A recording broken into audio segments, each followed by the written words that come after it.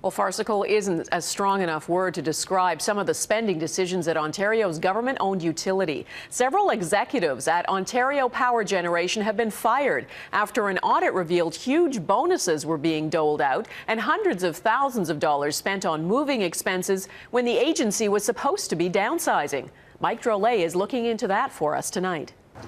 Ontario Power Generation routinely wins awards for being one of the top employers in Canada. Now that an Auditor General report has found that 62% of its employees make over $100,000, it's not hard to figure out why. These jobs don't pop up like mushrooms in the dark. These are 8,000. These are jaw-dropping figures. The audit shed light on a corporation that has become a gravy boat for executives, and not just in salaries. Benefits and pensions far exceed those found in similar private sector jobs. The OPG had vowed in 2010 to reduce labor costs. Instead, it did the exact opposite, boosting executive ranks to create a top-heavy corporation. And the benefits? Extremely generous. Senior executives were eligible to collect 150% of their base salaries in annual bonuses.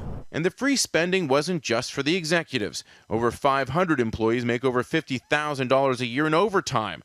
A technician last year earned $211,000, more than his base pay. And then there's this. An employee transferring offices received $392,000 in moving allowances, more than what he sold his old home for. And his new house, $1.35 million. That's ridiculous. Can I get that job?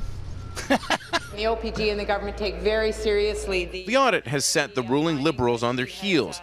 Once again, Premier Kathleen Wynne is forced to acknowledge government waste. Deeply concerned about what seems to be the culture in that organization, which is why changes are being made. 3 senior executives directly responsible for pay and pensions have been fired.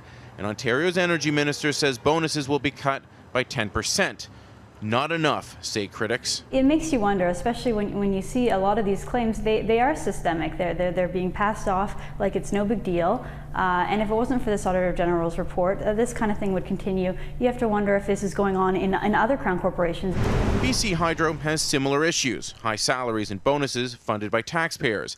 Hard to rationalize in a strong economy, almost impossible as energy prices are set to skyrocket.